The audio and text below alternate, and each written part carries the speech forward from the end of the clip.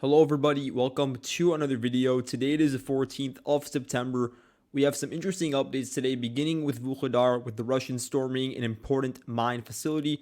Northwards, we also have important Russian advances around Ukrainsk, also on the eastern bank of the Donbass Canal south of Chasiv Yar. Northwards, there are updates around Pishchane, and of course, we're going to clarify once again the situation around Kursk to the northwest.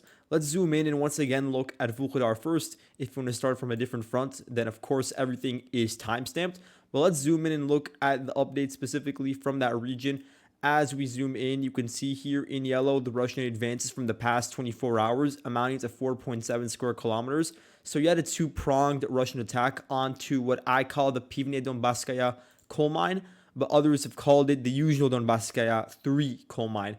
It doesn't really matter. The point is, it is this really large defensive node, really massive structure. Actually, several structures that are connected, maybe underground even. I'm not sure. There are large vantage points over here, and of course, some of them are made out of concrete, so it is difficult to assault head on. But what happened is massive preparation by Russian artillery and FABs. We talked about it in yesterday's video before the Russians actually commenced with their operation. So for over 2 days, you had just significant Russian bombardment. And then minutes before they launched the mechanized assaults, they were also just pounding the Ukrainian positions. So remember, these are the same Ukrainians that were constantly on the retreat along this highway over here, that were pushed out of it eventually, and then were only briefly in control of Vuhledar before the Russians took that over. So they're in this transient state themselves, constantly being moved around and being targeted, of course, by the Russian Air Force. And then it just continues once they reach this mine. And under that backdrop, the Russians took advantage of their previous momentum and advanced from Vuhledar. So the axis through which they did this was twofold. So first of all, they had the southeastern attack, which sort of was adjacent to this particular rail line. And they sort of came in from the east and then breached into some of the structures. And from there, we had three Russian vehicles that moved in at a fast pace and began firing towards the Ukrainian defenders, which forced them to withdraw rather quickly.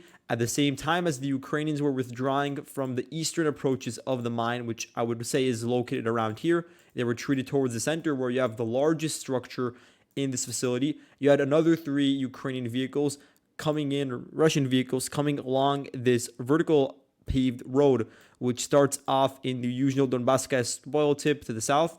They advanced along this paved route and made it in through this southern entrance into some of the facilities, and again provided suppressive fire, dismounted troops, stormed additional houses. And so now we don't necessarily know what's going on with the western section, but given the immense pressure, it appears that the Ukrainians have been forced to withdraw. What this means is that the Russians have taken over another massive defensive node, which is first of all on the route to Vuhledar, which is a big deal because it's not that fortified, this town. You do see this sort of makeshift line that was formed, but it could be bypassed and it is not that dense. Also, again, Russians getting control over higher elevated positions. Imagine them reaching the top floor, the roofs of some of these larger buildings, and then being able to completely dominate the open fields connecting between Vuhledar and Vuhledar. That is now a real possibility. And so, of course, you have the implication for the Ukrainian defenders that are holding steadfast in Vuhledar. And as you zoom in, you'll see there's really only one other staging point in between Vuhledar and Vuhledar that actually includes structures. You zoom in and you see this small sort of agricultural center, perhaps, where some Ukrainian squads are probably withdrawing towards. Also, now the Russians have more unfettered access to ravines and these maybe not paved, but specifically sought out routes that are utilized by civilian vehicles when it's now wartime. Now they're going to be utilized by the Russian side to continue with their advances further northwestwards.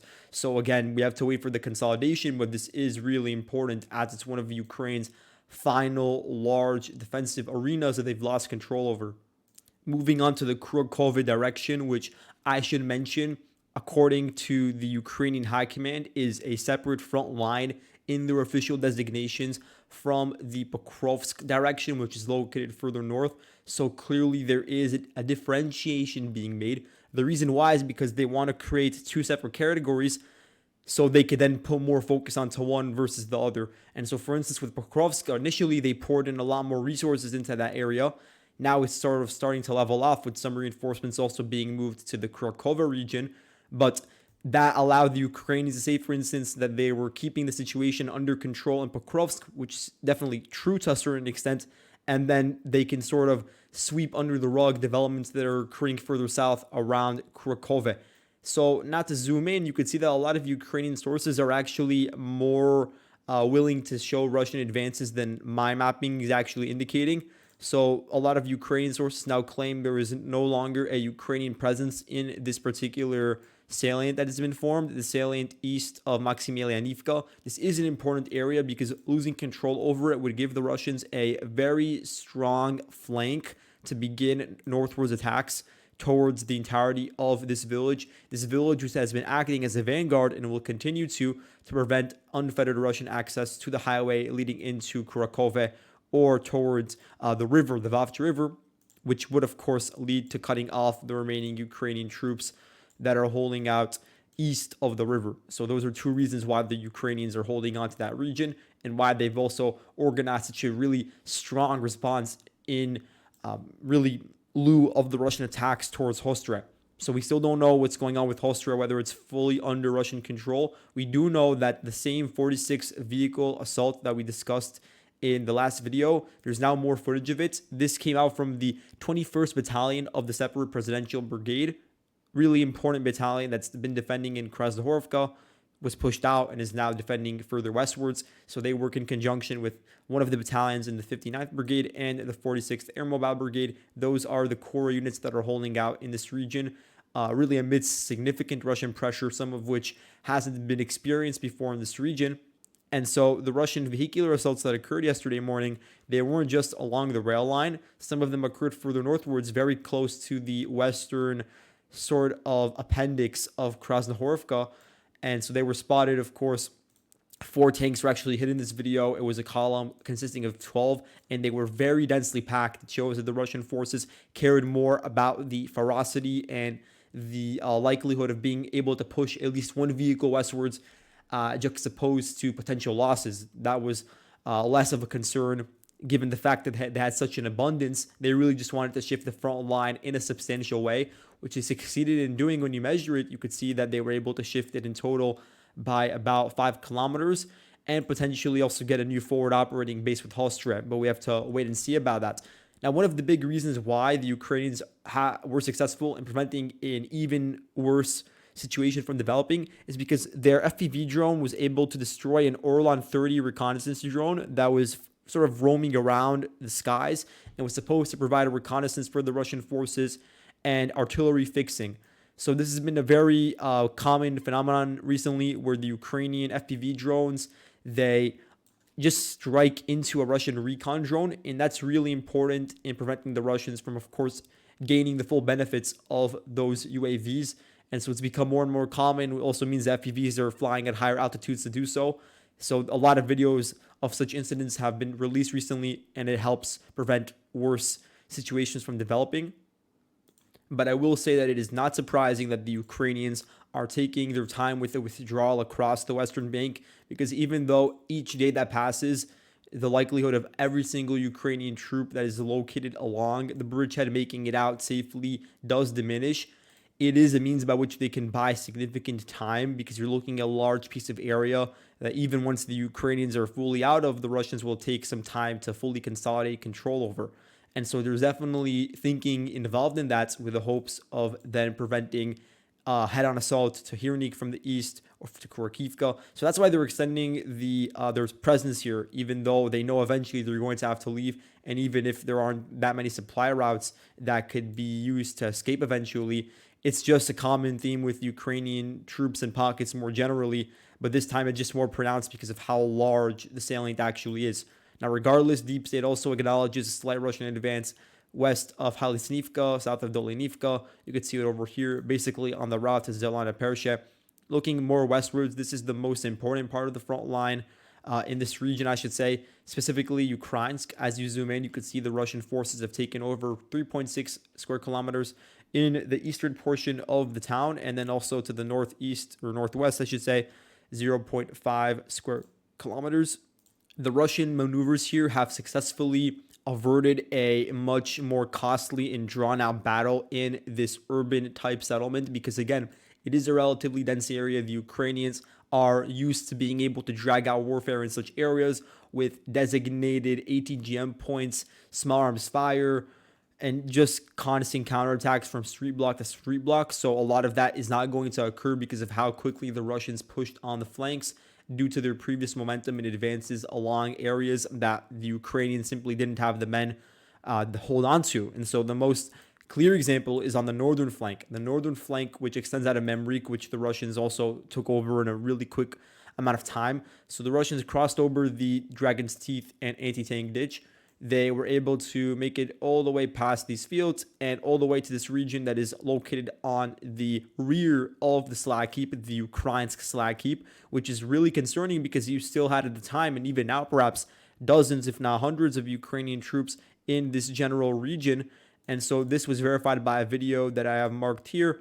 A Russian soldier firing towards the Ukrainian positions, really consisting of the 151st Brigade, and they were defending near the slag heap. They eventually were forced to withdraw from positions near these forested areas due to the Russian presence really creating a deep spearhead. And it's important to note that it's not just the 25th Airborne Brigade that's defending here, but also the 151st Brigade, as was mentioned by Russian sources. 151st, they're now split between Hrodivka, where they had responsibilities originally, and also one battalion at least defending southwards in Ukrainsk. This Russian infiltration, which occurred probably afternoon of yesterday, it put immense strain on the remaining Ukrainian garrison in Ukrainsk. You can imagine that because by that point, you should say, they would really have only had access to one road westwards to retreat, and it would be so close to the Russian forward positions that they could just directly fire with their smaller arms from those areas. It's just not tenable in even the short term. So just to zoom in, you also had this sort of southern route to escape through, and I suppose you could go from there to Hyrnik, but the Russians also cut that off yesterday. And you could see as you zoom in that the Russians got control over the local hospital, a lot of these duplexes and apartments, especially in the eastern side, all of that under Russian control. Some Russian sources even allege they have already gotten full conquest of the slag heap and the factory nearby and the rest of western Ukrainsk. That is possible. At the moment, I'm marking it as a gray zone because the Ukrainians have finally been squeezed out.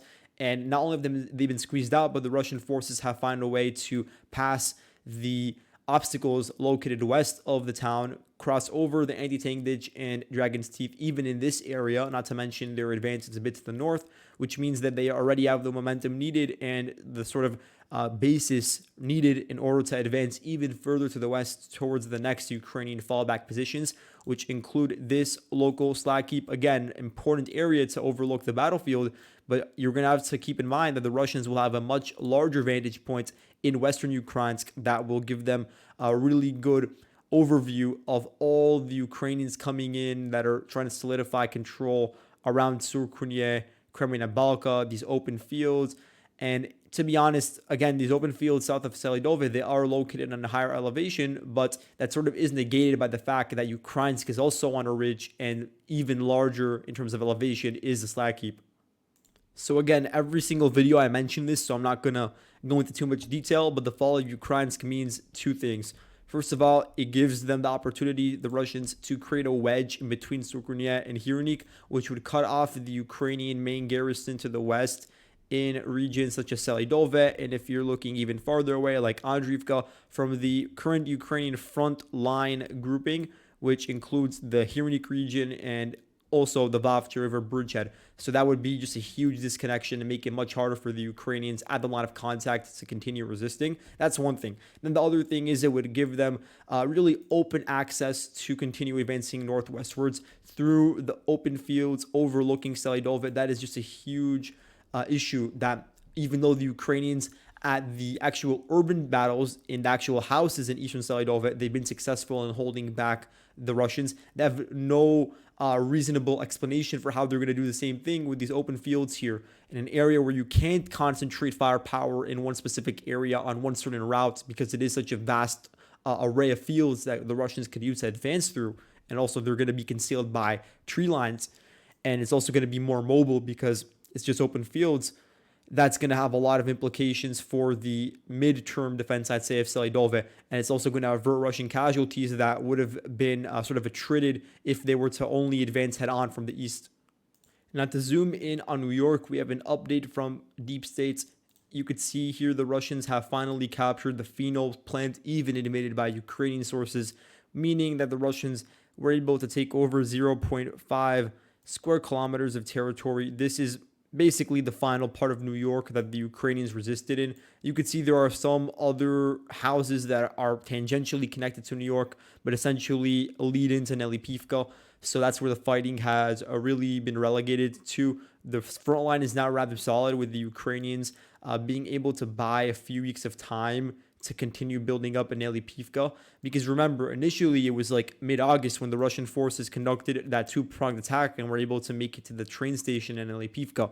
That really caught the Ukrainians off guard, and they sent in reinforcements that were able to stabilize the situation, specifically from 53rd Brigade, but also you had the Azov National Guard units marked over here, 12th Special Purpose Brigade. So they were able to repel that attack and reestablish connection with the phenol plants.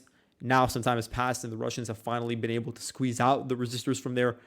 But it means that going into Lyubimovka again will be more difficult than it was the first time. So the Ukrainian hope is to continue to resist in this settlement, because losing it would give the Russians access to the southern approaches of Zabalka. But not just that, they could just bypass Toretsk entirely and advance along the rail line and the river valley itself towards all the other settlements that are located west of Toretsk. Because remember, once Toretsk falls, if it were to fall, then the Ukrainian fallback line would be towards areas like Petrivka or Chasiv. And the dividing line that the Ukrainians would use is this really well dug area to the east. But all of that would be negated if the Russians were to just advance beforehand from the south, from an area like Lyubimovka. So the Russians, in a way, would be thinking 2 steps ahead if they were to conduct such an operation, although there's no indication yet that the force composition is large enough to do such a thing. Looking at Chasiv Yar, just to zoom in, Russian sources are adamant that the Ukrainians have already commenced their withdrawal from the entirety of the eastern bank of the canal. That includes this forested area that the Ukrainians are really well versed in defending, to give them credit.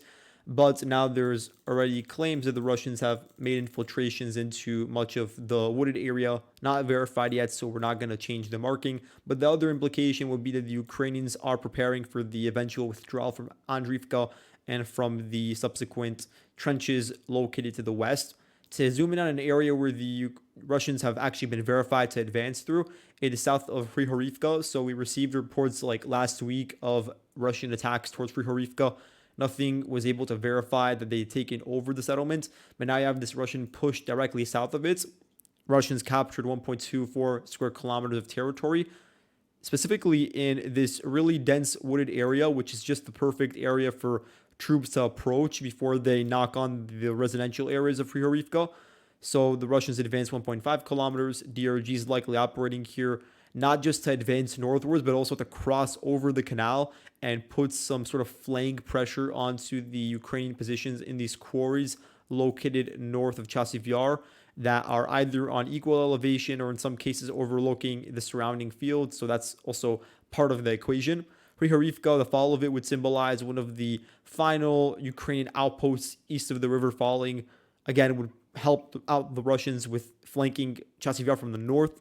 Also, more generally, would help them out with their ambitions of undermining the canal defense line, which also extends further northwards towards various other villages and nearby settlements to the west, like Markove. That's an area that could be a target in the future. Now to look once again at Pishchane, this is becoming basically a daily ritual to zoom in and see continued Russian advances along this Pishchane salient, which is really blossoming, as I've said before. You could see marked here Russian advance amounting to, 4.2 square kilometers. In terms of the actual distance they advanced through, it is through this open field west of Tabaivka, amounting to 1.3 kilometers. In the process, they've sort of undermined the Ukrainian squads that were holding out in the environs of Tabaivka. They weren't really holding out in the houses, but located on a ridge to the west. including in some really dense forested areas, which are now going to be under significant pressure. So this will help the Russians squeeze out the Ukrainians, not just from the Tabaivka region, but also from sort of the western outskirts of Kislivka, Kotlyarivka. So this is a part of a larger maneuver to cleanse the remaining pockets of resistance in this northern direction. And as a result of all this, the Russians are only, let's see, 3 kilometers away from this ravine that's leading into a village, Novosinove, and then also about 5 kilometers away from this other village called Pishchane, leading into Kundivka. So that's important for the midterm as the Russian forces continue to not just take over wooded areas, because initially they were only advancing through the wooded areas west of Pishchane, but also branching out northwards through more open fields, sometimes just very small, narrow tree lines, and putting pressure towards highways and settlements near the Oskila River. Also, of course, keep in mind that the same thing could happen in the south. Now, to zoom in first at Borky, this is an area where we did not have a lot of information come out in the past few weeks regarding back and forth fighting, but I never changed the front line. I always said that the Ukrainians were present here. Now we have confirmation based on a 2-minute compilation from the 810th Naval Infantry Brigade, where they just continuously shelled and conducted FPV strikes towards the Ukrainian squads that were operating out in the open in these houses of Borky. Again, confirmation that the Ukrainians are here. 810th Brigade claimed that they were trying to organize troops in an effort to then expand the front line eastwards once again towards an area like Spalnoy, for instance, but there's no other proof regarding that matter. In terms of where the actual nexus of fighting is, that is around Kuranovo and the Glushkovo district. To zoom in, we have this new Russian advance marked in yellow for you guys, showing a Russian capture of 6.5 square kilometers. Now, there's going to be some disputes regarding the exact marking of the front line. I'm going to try to explain why I think mine is the most close to reality. To zoom in, we do have this video, a recent one that came out from September 14th.